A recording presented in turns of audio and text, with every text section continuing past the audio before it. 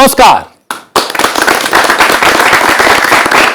आवाज देश की में आपका स्वागत है। मैं हूं प्रतिबिंब शर्मा और आवाज देश की में आज हम बात करेंगे देश के बढ़ते रक्षा निर्यात की और आत्मनिर्भरता से बढ़ते आत्मविश्वास की।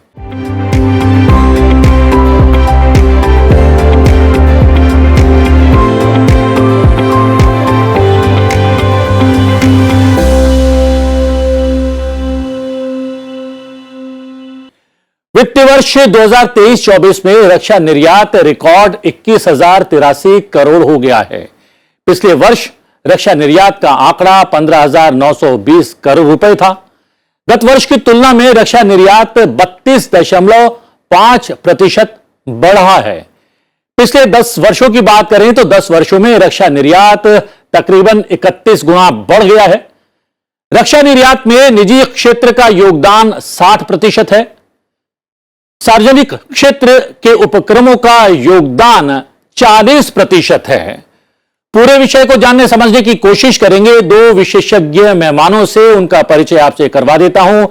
मेजर जनरल ध्रुव सी कटोच हैं, रिटायर्ड डायरेक्टर इंडिया फाउंडेशन। आपका बहुत बहुत स्वागत है। नीरज गुप्ता भी हमारे साथ में हैं, चेयरमैन एक्सपोर्ट SIDM। आपका भी बहुत बहुत स्वागत है। और स्वागत है जनता जनार्दन का भी।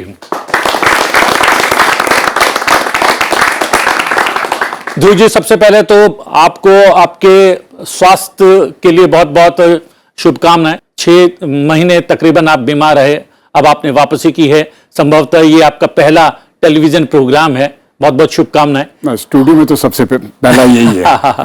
तो जैसे स्टूडियो में आप पहला प्रोग्राम कर रहे हैं, एक अच्छी खबर के साथ कर रहे हैं। रक्षा क्षेत्र में भी हम लोग आयातक से अब निर्यातक बन गए हैं और बन भी इतना गए हैं कि लगातार इसका विस्तार हो रहा है। कैसी लगती है ये खबर? ये मैं समझता हूँ भारत के लिए, मैं डिफेंस की बात नहीं कर रहा हूं, मैं भारत के लिए मैं समझता हूँ ये एक बहुत ही अच्छी खबर है। अभी सिर्फ क्योंकि आपके यंग स्टूडेंट्स बॉडी इधर बैठी हुई है, मैं आपको ये बताना चाहता हूँ कि एक बार जब हम पूरी तरह से आत्मनिर्भर हो जाएंगे डिफेंस में और हमारा डिफेंस प्रोडक्शन जितने भी हमारे रिक्वायरमेंट्स है तकरीबन हम 80 to 90% अगर हम खुद बनाना लगे और एक्सपोर्ट भी करें तो ये जो हमारा जो देश का जो GDP है वो 1 या 2 परसेंटेज पॉइंट से बढ़ जाएगा। इतना फर्क पड़ता है डिफेंस से। तो आत्मनिर्भरता जो है, आत्मनिर्भरता डिफेंस में बहुत जरूरी है। इसमें 2 पहलू हैं, एक तो सिक्योरिटी के लिहाज से बहुत जरूरी है और दूसरा देश की इकोनॉमी के लिए भी ये बहुत जरूरी है। नीरज जी, क्या हम लोगों ने बहुत देर कर दी? क्योंकि हमारे जो वैज्ञानिक हैं, हमारे जो टेक्नीशियंस हैं, वो हमेशा से ही निपुण रहे हैं और उनके बल पर बहुत सारे विकसित देश आज इस रक्षा के क्षेत्र में शासन कर रहे हैं। क्या हम लोगों ने एक्सपोर्टर बनने में इस पर्टिकुलरली इस क्षेत्र में थोड़ा सा हम लोग लेट हो गए? उसकी वजह क्या है? मैं कह सकता हूं। आई थिंक मैं सबसे पहले बोलूंगा कि जहां चाह वहां राह। तो मैं बोलूंगा कि प्रेजेंट गवर्नमेंट की शुरू से ही इच्छा रही है कि भाई हम डिफेंस क्षेत्र में नहीं, बाकी कई सारे क्षेत्रों में ही अपने एक्सपोर्ट को बढ़ावा दें और मेक इन इंडिया प्रोग्राम करें। और पिछले 5 सालों में तो उन्होंने जो आत्मनिर्भर भारत की जो नारे को लगाया, उससे जो है हम सभी डिफेंस कंपनीज में इतना जोश आ गया कि कुछ कर दिखाने की जो है इच्छा पैदा हो गई। तो उसकी वजह से जो है मैं बोलूँगा कि जो लीडरशिप का जो विजन मिला हम सबको और उसमें बहुत सारी बातें आई, जैसे वो नेगेटिव लिस्ट जिसको मोदी साहब ने बोला कि अरे साहब ये तो पॉजिटिव लिस्ट है हमारे लिए। तो इंडस्ट्री ने उसको पॉजिटिवली देखा कि भाई नेगेटिव लिस्ट की अब ये सारी बातें इंपोर्ट नहीं होगी, इंडिया में ही होगा। जिस ढंग से स्टार्टअप्स को बढ़ावा दिया गया, जिस ढंग से इंडिजिनस टेक्नोलॉजीज को इंडिया में अडॉप्ट करने की बातें आई, तो मैं बोलूंगा कि मैं तो हमेशा से ही मानता चला आया। मेरी कंपनी MKU 2003 से एक्सपोर्ट कर रही है। हमेशा से लगता था कि भाई इंडिया तो एक बहुत बड़ा एक्सपोर्टर बन सकता था, बट मैं बोलूंगा मोदी साहब की नेतृत्व में, हमारे प्रधानमंत्री जी की नेतृत्व में ये जो हमने कर दिखाया, ये अभी बहुत आगे हमको जाना है और ये 5 बिलियन का हमको तो इसको 8-10 बिलियन पहुंचाना है 2030 तक। बहुत सारे युवा हमारे साथ मौजूद हैं। क्या कुछ आपके जहन में आ रहा है जब ये खबर आई कि हम अब दुनिया के बहुत बड़े एक्सपोर्टर्स में से एक देश बन गए हैं और इसका लगातार विस्तार भी हो रहा है? क्या कुछ आपके जहन में है, क्या कुछ कहना चाहेंगे? नमस्कार सर। सर बेशक सर भारत का डिफेंस एक्सपोर्ट है लगातार बढ़ रहा है, ये देश के लिए एक बहुत बड़ी अचीवमेंट भी है। परंतु सर आज भी देश उन टॉप 25 वर्ल्ड के एक्सपोर्टर नेशन में नहीं है और इंपोर्टर में देश 1 नंबर पे है। तो मैं आपसे पूछना चाहता हूँ कि कब तक ये जो इंपोर्टर और एक्सपोर्टर के बीच की जो रैंक के बीच की जो खाई है वो कब तक भर जाएगी और इसके लिए देश को क्या कदम उठाने पड़ेंगे?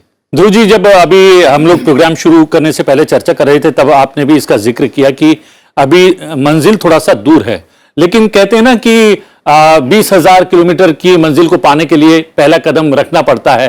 तो हम पहले नहीं बहुत सारे कदम रख चुके हैं, और कितने कदम रखने बाकी हैं और किस तरीके के कदम रखने अभी हमें चाहिए? देखिए, एक चीज मैं बताऊं, जब हम 2014 की बात करते हैं, जब ये तब तक ये हो नहीं रहा था, तो हमारे जो डिफेंस एक्सपोर्ट्स थे वो मेरे ख्याल से 670 करोड़ वहां तक हुए।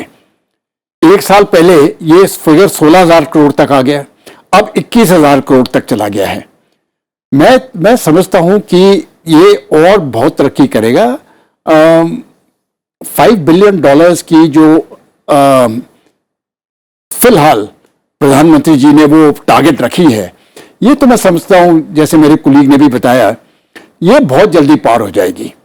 और उसके बाद जो अगला टारगेट प्रधानमंत्री सेट करेंगे वो 10 बिलियन डॉलर्स नहीं होगा, वो मुझे लगता है वो 20 या 25 बिलियन डॉलर तक करेंगे। डिफेंस इंडस्ट्री में मैं एक चीज आपको बताना चाहता हूं, डिफेंस ऐसा सिस्टम है कि आप ये नहीं कह सकते हो कि हम 6 महीने में इसको तैयार कर देंगे। ये एक बड़ा लॉन्ग जेस्टेशन पीरियड्स वाले हैं, और अभी हमारे 2 डिफेंस इंडस्ट्रियल बेस बन रहे हैं जो शुरू हो चुके हैं, लेकिन उनको पूरी तरह से बनना, जैसे कहना भाई शुरुआत होना, एक तो तमिलनाडु में है और एक यूपी में है। इससे क्या होता है कि जो हमारी एंसिलरी वगैरह इंडस्ट्रीज जो है वो पूरी तरह से तैयार हो जाएंगी, और जब वो हो जाएगा हमारे इंपोर्ट्स एकदम कम हो जाएंगे और हमारे एक्सपोर्ट्स उसी प्रकार से बढ़ जाएंगे। मैं समझता हूं अगर आप 10 साल का टारगेट लोगे, 10 साल का अभी से, तो हम फर्स्ट 10 एक्सपोर्टिंग नेशन में हो जाएंगे। मेरे ख्याल 10th 12th नंबर हमारा आ जाएगा, हो सकता है उसको भी बढ़ा देंगे, और हम लीडिंग एक्सपोर्टर इंपोर्टर कंट्री नहीं रहेंगे। ये मुझे इससे पूरा विश्वास है। जी नीरज जी, अनुसंधान और रिसर्च की बेहद आवश्यकता होती है। ये एक फील्ड ऐसा है, और एक तो उसके लिए आपके पास उस तरीके का माहौल होना चाहिए, वातावरण होना चाहिए, इंफ्रास्ट्रक्चर होना चाहिए, दूसरा आप में वो विल भी होनी चाहिए। क्या अब लग रहा है कि समय के साथ साथ ये तमाम चीजें हम हासिल करते जा रहे हैं, इसलिए थोड़ा सा करवट ली है देश ने? आपने बिल्कुल सही कहा। मैं बोलूंगा बहुत सारी चीजें हुई इस बीच में। पहले तो मेक इन इंडिया, मैं बोलूंगा बहुत सारे पहले जो प्रोजेक्ट्स आते थे वो आते थे सीधे डायरेक्ट इंपोर्ट के आते थे। अब सरकार में ये बिल्कुल बंद हो गया है कि डायरेक्ट इंपोर्ट कोई बहुत ही ज्यादा जरूरी होगा, कोई इक्का दुक्का प्रोजेक्ट होगा जो वो लेके जाएंगे, अदरवाइज सारे प्रोजेक्ट जो है मेक इन इंडिया के तहत ही होंगे, जिसमें मिनिमम 50%, किन किन केसों में 60% भी इंडियन कंटेंट होना है। तो इसमें सीधी जो है इंडियन इंडस्ट्री को हमें स्पीड मिलेगी। पहला तो ये बात है। दूसरा ये है कि जो मेक प्रोग्राम चालू करे, जो पहले कभी नहीं था, ये पिछले 5-6 सालों में जो कॉन्सेप्ट आया, make program, make 1, make 2, make 3, जहां पे इंडियन इंडस्ट्री को चैलेंज दिया जा रहा है कि आप नए से नए प्रोडक्ट को डेवलप करें, और उसके साथ ही उनको साथ में ये भी दिया जा रहा है कि आप जो कंपनी डेवलप करेगी उनको एक सर्टेन क्वांटिटी एश्योर्ड होगी, तो जिससे कि उनकी R&D कॉस्ट निकल पाए। फिर तीसरा कदम जो सरकार ने उठाया R&D के लिए, आईडेक्स प्रोग्राम जो चालू करे। आईडेक्स प्रोग्राम्स में वो स्टार्टअप्स को प्रमोट कर रहे हैं, उसमें स्टार्टअप्स को थोड़ा पैसा लगाना है पर बहुत सारा पैसा उसमें सरकार दे रही है, और इस ढंग से जो है स्टार्टअप्स जो चीज जो हम 100 रुपए में बाहर से खरीदते थे, हमारे स्टार्टअप्स ऐसा प्रूवन आ चुका है 10-12 रुपए में, 15% में उस कॉस्ट को डेवलप कर रहे हैं, एंड वो जो टेक्नोलॉजी जो डेवलप कर रहे हैं वो वर्ल्ड क्लास हो रही है। प्लस इससे एक्सपोर्ट को बढ़ावा कैसे मिलेगा, क्योंकि अभी जब हम इंपोर्ट करते हैं तो हमें वो कंपनी जो है केवल रिस्ट्रिक्ट कर देती है कि आप इंडियन पर्पस के लिए ही उसको बनाएंगे। हमें एक्सपोर्ट नहीं करने देती है। बट जब हमारा अपना आईपी होगा, हमारे अपने प्रोडक्ट होंगे, तो हम फ्री होंगे दुनिया को एक्सपोर्ट करने में। तो जैसा कि हमारे अभी एक किसी को ने क्वेश्चन किया कि भाई कब इंडिया जो है इंपोर्टर से एक्सपोर्टर बनेगा, तो पहले तो मैं बता दूं, इंडिया ऑलरेडी पिछले साल ही टॉप 25 नेशंस की लिस्ट में आ गया था। अब मेरे ख्याल से 21,000 से मेरे को लगता है विद इन टॉप 20 में आ गया होगा। हमारे import because make in India program होते जा रहे हैं, तो इंपोर्ट धीरे धीरे ड्रॉप कर जाएगा। और अभी जो इंपोर्ट हो रहा है, मेरे को लगता है वो सारे पुराने प्रोग्राम्स में हो रहा है, नए प्रोग्राम्स में बहुत ज्यादा इंपोर्ट के प्रोजेक्ट्स नहीं जा रहे हैं। तो आई थिंक वो दिन दूर नहीं, मे बी अगले 5-7 सालों में ये बिल्कुल टेबल टर्न हो जाएगी। We will be much bigger exporter than importer. चलिए यंगस्टर से जान लेते हैं कि अगर हम रक्षा के क्षेत्र में आत्मनिर्भर होते हैं तो उसके क्या क्या लाभ होते हैं। कुछ 2-3 यंगस्टर्स जल्दी जल्दी। सर मेरा नाम आदर्श राजेश कुमार सिंह है। सर मेरा आपसे सवाल ये है कि जैसे रूस और यूक्रेन के युद्ध में ड्रोन का काफ़ी महत्व था, तो हमारे डिफेंस एक्सपोर्ट में ड्रोन हम चीप रेट में बेस्ट क्वालिटी में ज़्यादा एक्सपोर्ट करेंगे। और दूसरा सवाल मेरा आपसे ये था कि आने वाले समय पे क्या डिफेंस एक्सपोर्ट्स में प्राइवेट भी कुछ रोल प्ले करेगी, कहीं से कहीं सक्षम रहेगी, क्योंकि इफ़िशियंसी प्राइवेट भी रहते हैं। तो आपका क्या कहना है? जय हिंद सर, मेरा नाम ओशांक है। जैसे कि हमें मालूम है कि भारतीय विदेश नीति और भारत एक स्वर्णिम काल में है, तो मेरा प्रश्न ये है कि भारतीय विदेश नीति किस तरीके से भारतीय डिफेंस एक्सपोर्ट को प्रभावित करती है। और दूसरा प्रश्न ये है कि क्या वो पैरामीटर होगा जिस पे हम ये सुनिश्चित करते हैं कि किस देश को हमें आयात निर्यात करना है या नहीं। उदाहरण के तौर पे फिलीपींस को ब्रह्मोस मिसाइल का एक्सपोर्ट करना। सर मेरा नाम दिव्येश कुमार है। मैं आपसे पूछना चाहता हूँ, लाइक वी आर सेइंग, हम ये बोल रहे हैं कि India will be soon a exporter not importer, so we will import the product to the foreign countries. So like when we import, like जैसे अभी एग्जांपल ले लेते हैं, रशिया और यूक्रेन का वॉर हुआ था।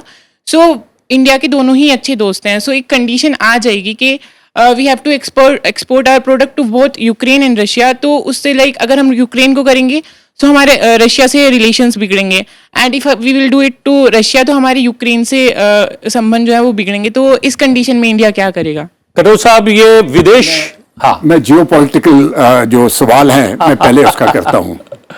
सबसे पहले आपने जिक्र किया विदेश नीति का, ये पहला सवाल है, वो मेरे मित्र इधर करेंगे उत्तर साहब। लेकिन विदेश नीति देखिए, जो हमारे अलग अलग देशों में हमारे एम्बेसीज हैं, राइट, वहां पर एक डिफेंस अटैचे भी अटैच होता है। वो नेवी का हो सकता है, एयरफोर्स का या आर्मी का।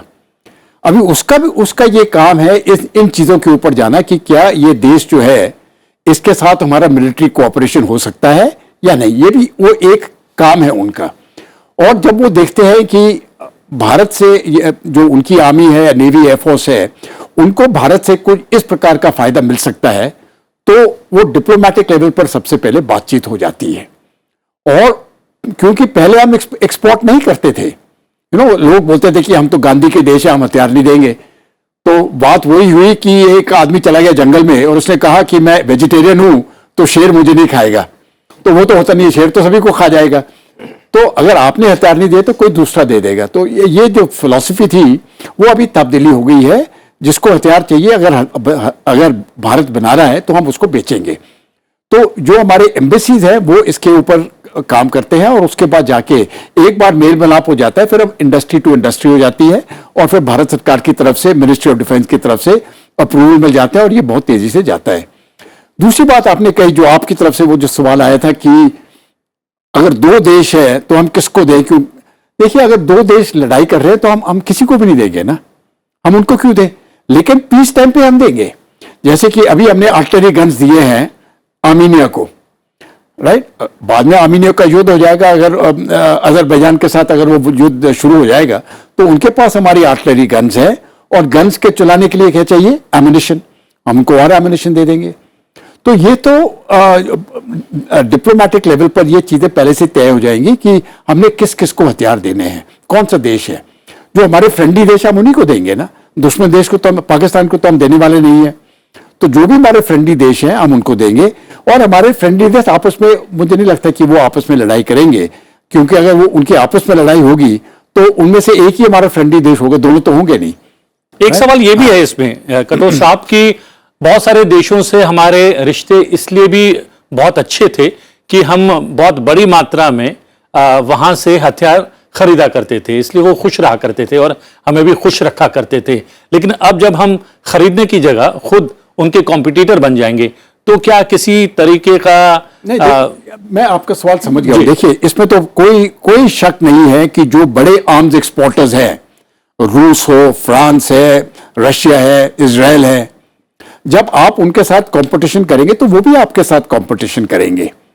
लेकिन मार्केट बहुत बड़ा है, उधर मार्केट बहुत बड़ा हुआ है और भारत को फिर भी कुछ ना कुछ इंपोर्ट, कोई भी, अमेरिका भी ऐसा देश है वो 100% अपना डिफेंस इक्विपमेंट नहीं बनाता है, रूस भी नहीं बनाता है। हर एक देश को किसी न किसी तरह से कुछ लेवल तक इंपोर्ट्स के ऊपर उनकी जरूरत पड़ेगी, 100% नहीं होता है जी। और वहां पर हमने देखा 70-80% तक चला जाएगा। मैं कहता हूं भारत बहुत अच्छी हालत में है और वो कंपटीशन चलता रहे, जो अच्छा है वो जीतेगा।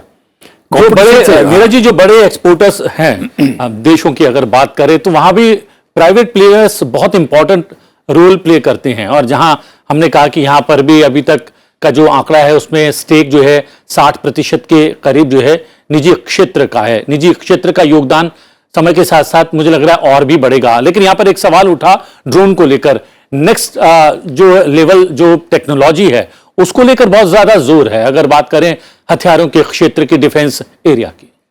तो जैसा किसी एक विद्यार्थी ने सवाल किया था ड्रोन को लेकर के, तो मैं बोलूंगा यस, यूक्रेन में जो है, यूक्रेन वॉर में देखा जा रहा है कि ड्रोन का इस्तेमाल बहुत ज़्यादा हो रहा है एंड दिस इज समथिंग जो फ्यूचर में बहुत ज़्यादा रिक्वायर्ड होगी। बट अगर आप ये भी देखिए तो इंडियन गवर्नमेंट भी बहुत ज़्यादा लगी हुई है। उन्होंने ड्रोन कंपनीज को बढ़ावा देने के लिए ड्रोन कॉम्पिटिशन्स हो रहे हैं, सब कुछ हो रहा है। और एक चीज़ और मैं बोलूँगा, कुछ सवाल मिक्स हो गए थे कि भाई अभी बहुत सारे देश जो है अब इंडिया की तरफ देखते हैं एक कॉस्ट इफेक्टिव सोल्यूशन के लिए। क्या बात, एयरफोर्स, बात करें हम ड्रोन की, आर्टिलरी की, एमुनेशन की, एंटी ड्रोन सिस्टम्स की, रेडार की, नाइट विजन की, प्रोटेक्शन इक्विपमेंट की, जो बहुत सारे एस्टैब्लिश्ड देशों से वो बहुत महंगे दामों में खरीदते थे, उनकी वायबिलिटी नहीं आती थी, वो नहीं खरीद पाते थे, वो सब अब इंडिया की तरफ देख रहे हैं कि इंडिया एक बहुत बड़ा आर्म्स डिफेंस गुड्स एक्सपोर्टर बन रहा है, तो वो अपने इक्विपमेंट की रिक्वायरमेंट्स के लिए इंडिया की तरफ देख रहे हैं। दूसरा मैं बोलूंगा, एक जो बहुत पिछले 8-10 सालों में जो चेंज आया है, जो एक इंडिया का स्टेचर जो आया है ग्लोबल लेवल पे, बहुत सारे देश अब इंडिया से अपनी फॉरेन पॉलिसी को अलाइन करना चाहते हैं। इसकी वजह से भी वो बहुत ज्यादा जो है इंडिया की तरफ डिफेंस टाई अप्स की तरफ भी देख रहे हैं। इंडियन गवर्नमेंट भी बहुत सारे मिशंस लेके जा रही है, उनके अपने मिशंस इंडिया में आ रहे हैं, तो इसकी वजह से डिफेंस एक्सपोर्ट बढ़ रहा है। और प्राइवेट सेक्टर का जो 60% है, मेरे को लगता है आगे आने वाले समय में इसका और जो है मात्रा बढ़ेगी, बिकॉज प्राइवेट कंपनीज में इनोवेशन ज़्यादा से ज़्यादा हो रहा है, आईपीज उनके अपने पास हैं, तो मेरे को लगता है कि ये बहुत ज़्यादा एक्सपोर्ट होगा। हम देख रहे हैं पिछले कुछ वर्षों में अंतरिक्ष के क्षेत्र में जिस तरीके से हम लोग शक्तिशाली होकर उभरे हैं, उसमें स्टार्टअप्स की संख्या लगातार बढ़ रही है। तो क्या डिफेंस सेक्टर में भी उस तरीके का नज़ारा देखने को मिल रहा है? स्टार्टअप्स की बात करें, बिल्कुल, मैंने बोला ना कि अभी जैसे आईडेक्स प्रोग्राम है, वो केवल स्टार्टअप्स ही पार्टिसिपेट कर सकते हैं। अभी पीछे जो है एक लास्ट मंथ में नया आईडेक्स प्रोग्राम करा आदिति, जिसमें जो है गवर्नमेंट 25 करोड़ तक की ग्रांट देगी स्टार्टअप्स को। पहले तो ये 10 करोड़ तक की लिमिट थी, अब ये 25 करोड़ की हो गई। तो आप देखिए सरकार का जो है, अभी सरकार ने एक स्पेशल फंड बना दिया जहां केवल वो इनोवेशन फंड हो रहा है। तो इन सब चीजों को देखते हुए तो पक्का है कि स्टार्टअप होगा। प्लस सरकार ने बहुत सारे इंक्यूबेटर्स बना रखे हैं, सेक्शन 8 कंपनीज बना रखी हैं, आईआईटी के साथ टाई अप्स कर रखे हैं और इंस्टीट्यूट्स के साथ टाई अप करे हुए हैं। तो जितना इस समय, मतलब मैं बोलूंगा, जो सरकार की जो आर्म्ड फोर्सेस की जो नीड्स हैं, मेरे को लगता है कि अगले आने वाले 5-7 सालों में सारी इंडियन कंपनीज सक्षम होंगी उन सारी रिक्वायरमेंट्स को पूरी करने के लिए। नमस्ते सर, मेरा नाम अर्नव है। सवाल मेरा ये है कि सरकार ने ऐसे कौन से 5 या 6 कदम उठाए जिससे कि हमारा जो एक्सपोर्ट डिफेंस सेक्टर में वो बढ़ गया, और आप अगले 5 साल में देश इस सेक्टर को देश को कहाँ देखते हैं इस क्षेत्र में? जय हिंद सर, मेरा नाम आकाश वाजपेयी है। तो सर जैसे हम देख रहे हैं कि प्राइवेट सेक्टर काफ़ी ज़्यादा ग्रो कर रहा है डिफेंस सेक्टर में। तो सर कहीं ना कहीं क्या ये नेशनल सिक्योरिटी के लिए कोई थ्रेट इसमें हो सकता है कि अगर प्राइवेट सेक्टर ज़्यादा ग्रो करे डिफेंस में? मेरा नाम रेहान है। मेरा प्रश्न यही है कि वो कौन से कारण थे कि सरकार पहले ये कदम नहीं उठा पाई कि प्राइवेट सेक्टर को आगे रखे और उसे एक्सपोर्ट करने दे। वो कौन से कारण थे कि सरकार पहले इस क्षेत्र में पीछे रह गई? कटोच साहब, सबसे पहले कि वो ये मैं- 5 बड़े कारण। वो सिक्योरिटी कारण भी मैं थोड़ा सा एड्रेस करना चाहता हूँ और उसके बाद मेरे कुलीग भी एड्रेस कर देंगे। देखिए, मैं 5 नहीं, मैं 2 बड़ी चीजें बताता हूं। एक तो पॉलिसी डिसीजन। सबसे पहले हमारा पॉलिसी डिसीजन था कि हम एक्सपोर्ट नहीं करेंगे। उसको तब्दीली करने वो तो 2014 तक हम पहुंच गए। हम एक्सपोर्ट नहीं कर रहे थे। मेरे दोस्त ने बताया कि उनके 2003 में आपने शुरू किया था, 2003 में, लेकिन वो प्रोटेक्टिव गियर था, ऑफेंसिव वेपन सिस्टम्स नहीं थे, जैसे कि आर्टिलरी गन्स, मिसाइल्स वगैरह, वो अब शुरू हुए हैं। तो ये पॉलिसी डिसीजन था, और एक बार जब ये पॉलिसी डिसीजन बन गया, मैं समझता हूं एक डिफेंस इंडस्ट्री के लिए ये एक बहुत पॉजिटिव स्टेप है ये। नंबर 2, प्राइवेट सेक्टर को अंदर लाने के लिए अभी there was a resistance, public sector से ही रेजिस्टेंस था कि अगर प्राइवेट सेक्टर आ जाए तो हमारा क्या होगा, और स्टेट की तरफ से वो प्रोटेक्शन दे रहे थे पब्लिक सेक्टर को। अभी कंपटीशन शुरू हो गया, मुझे लगता है पब्लिक सेक्टर भी अच्छा करेगा और प्राइवेट सेक्टर भी अच्छा करेगा। तीसरी रही सिक्योरिटी की बात। जितने भी बड़े हथियार बन रहे हैं इधर अमेरिका में, वो प्राइवेट कंपनी बना रही है। वहां पर सिक्योरिटी का प्रॉब्लम नहीं है। जहां तक भारत की बात है, अगर हम जैसे कि हम मिराज राफेल एयरक्राफ्ट हमने फ्रांस से लिया है, अगर हम फ्रांस से ले रहे हैं तो हमारे पास कौन सी सिक्योरिटी रह गई? अगर वही हथियार आपको हिंदुस्तान में मिलता तो सिक्योरिटी कहां चूकती है हमारी? हमने फ्रांस से लिया है, रशिया से लिया है, उनको तो मालूम है उन्होंने हमको क्या बेचा है। तो वहां से मैं समझता हूं सिक्योरिटी कॉम्प्रोमाइज हो सकती है जहां से अपने बाहर ने लिया है। जब हम खुद बनाते हैं, वो प्रोसीजर्स है। हमारा प्राइवेट सेक्टर भी उतना ही पेट्रियोटिक है जितना हम बाकी सब लोग हैं। वो किसी भी हालत में जो आपकी सिक्योरिटी है वो नहीं जाने देंगे। नीरज जी के मन की सी बात कर दी है। नीरज जी, यहां पर ये बात है कि इतनी देर क्यों हो गई है? अगर ऐसा था तो एक क्या वजह यह भी थी कि मिडिल मैन जो है बहुत इंपॉर्टेंट रोल प्ले करते थे एक जमाने में, इसलिए हम खरीदने में जो है ज्यादा विश्वास रखते थे, बनाने में और बेचने में विश्वास कम रखते थे। कुछ हद तक आपकी बात ठीक है कि पहले जब हम लोग आज से 10 साल, 15 साल, 20 साल पुरानी बातें करें तो अक्सर मिडिल मैनों का नाम आता था। अब तो शायद वो सारे नाम तो कहीं आते ही नहीं है। तो पहली बात तो मिडिल मैन तो नाम खत्म ही हो गया है पिछले 8-10 सालों में। रही बात, मैं बात पहले मैं और एड्रेस करना चाहूँगा सिक्योरिटी की, जो हमारे एक विद्यार्थी ने पूछी यहाँ पे। तो मैं बोलूँगा जितनी भी प्राइवेट कंपनीज हैं उनकी बहुत अच्छी स्क्रीनिंग करके बड़ा सिक्योर्ड तरीके से उनकी स्क्रीनिंग होती है और उन्हीं कंपनियों को इंडस्ट्रियल लाइसेंस दिया जाता है जो उसके लिए सक्षम होते हैं। उसके बाद उन कंपनीज को हर पीरियोडिक रिपोर्ट देनी पड़ती है, हर 6 महीने में उनकी फैक्ट्री की ऑडिट विजिट होती है। तो लिहाजा ऐसा कुछ नहीं होता और बहुत ही उसमें टाइट नॉर्म्स बना रखे हैं, और अगर किसी कंपनी कोई जरा भी हीलावाली करती है तो उसके वो लाइसेंस विड्रॉ कर लिए जाते हैं। तो लिहाजा पहली बात तो मैं ये आपको ये बोलना चाहता हूं। और जैसा सर ने बोला कि प्राइवेट सेक्टर भी उतना ही पेट्रियोटिक है जितना और कोई, तो आई थिंक सब लोग उस बात से, ये सारी जिम्मेदार कंपनियां हैं जी। रही बात एक्सपोर्ट कि भाई ये क्यों नहीं बढ़ पाया, तो जैसा मैंने बताया कि मैं 2003 से एक्सपोर्ट कर रहा हूं, ठीक है। एक्सपोर्ट की परमिशंस मिलने में कई बार 6-6, 8-8, 9-9 साल भर लगता था और जवाब नहीं मिलता था।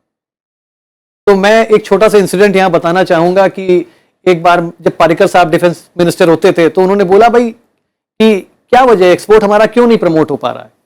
तो मैंने उनको ये बात बताई कि भाई साहब, एक्सपोर्ट लोग करना तो चाहते हैं, प्राइवेट कंपनी सब लगी हुई हैं और बाहर डिमांड भी है, बिकॉज हमारा जो इक्विपमेंट है बहुत कॉम्पिटिटिव है, बट ये हमारे को जो एक्सपोर्ट परमिशंस नहीं मिलती हैं, इसकी वजह से कस्टमर हमारे पास नहीं आता है और वो कस्टमर रादर हमारा खराब हो जाता है। तो उन्होंने मेरे को बोला 3 से 4 हफ्ते दो, और 3 से 4 हफ्ते के अंदर हमारे एमओडी की वेबसाइट पे प्रॉपर सिस्टम प्रोसीजर्स के साथ में एसओपी आ गई। और उसके बाद आज है कि आज हम लोग को एक्सपोर्ट परमिशन का जो हमारा जो प्रोसेस है दुनिया में one of the best in the world है, मैं बोलूंगा कि 3 से 4 हफ्ते में हमको एक्सपोर्ट परमिशन मिलती है। ये तो एक पहला कदम है।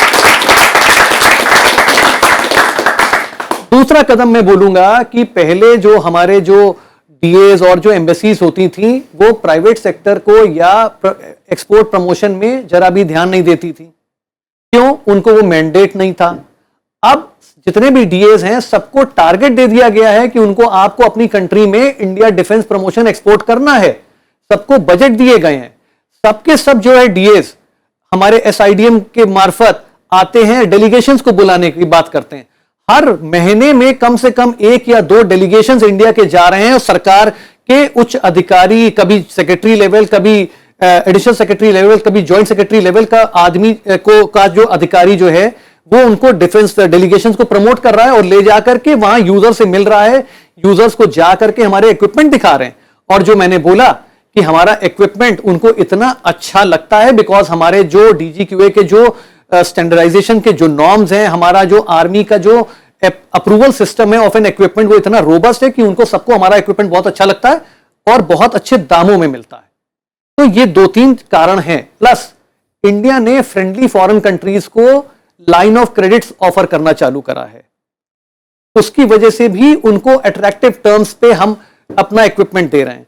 इसकी वजह से क्या होता है, उन देशों से हमारे अपने रिलेशनशिप बहुत डीपर लेवल पे बनते हैं जो कि उसके अदर इकोनॉमिक बेनिफिट्स भी होते हैं। तो इन सारी चीजों को देखते हुए इस सरकार ने बहुत एक स्ट्रांग कदम उठाया हुआ है कि डिफेंस एक्सपोर्ट 5 बिलियन करना है 2025 तक। वो तो पक्का हो ही जाएगा और मेरे को लगता है 2030 तक ये 12-15 बिलियन से कम नहीं होगा। जी चलिए, चलते चलते क्या हम डिफेंस सेक्टर के बिहाफ पर विकसित भारत की ओर बढ़ रहे हैं या बढ़ सकते हैं? आखिरी कमेंट। नहीं, देखिए जो रूट सेट किया गया है, जो प्रोसीजर सेट किए गए हैं, मैं समझता हूं ये बहुत अच्छे हैं। आप देखोगे कि पिछले 10 साल में कितना प्रोग्रेस हुआ है, लेकिन मैं आपको ये यकीन दिलाना चाहता हूं कि जितना भी प्रोग्रेस पिछले 10 सालों में हुआ है, अगले 5 साल में जो देखोगे आप सब हैरान हो जाओगे। ये एक नया भारत शुरू हुआ है और आप लोग जो स्टूडेंट्स हैं, विद्यार्थी हैं, ये भारत आपके लिए बना है। हमारा टाइम तो चला गया है, ये आपका टाइम है और आप बहुत अच्छे समय पर इस भारत में आ रहे हो और उसी मेहनत से अगर हम काम करेंगे तो भारत जो है नंबर 1 या 2 कंट्री में हम टॉप होंगे या नंबर 2 होंगे। 1947 तक हम पहले 2 देशों में गिने जाएंगे। और सबसे बड़ी बात, बहुत सारे यंगस्टर स्टार्टअप्स की ओर रुझान कर रहे हैं। डिफेंस सेक्टर से जुड़े हुए स्टार्टअप्स में भी ज्यादा से ज्यादा यंगस्टर्स अपना पार्टिसिपेशन दे, हम ऐसी ही आशा करते हैं। नीरज जी आपका बहुत बहुत धन्यवाद। ध्रुव जी बहुत दिनों के बाद आपका पार्टिसिपेशन हुआ, आपका भी बहुत बहुत धन्यवाद। और धन्यवाद जनता जनार्दन का। आवाज देश की में आज के लिए इतना ही। आवाज देश की में आपसे फिर भेंट होगी एक नए विषय के साथ। फिलहाल मुझे आज्ञा दीजिए, लेकिन देखते रहिए संसद टीवी। नमस्कार।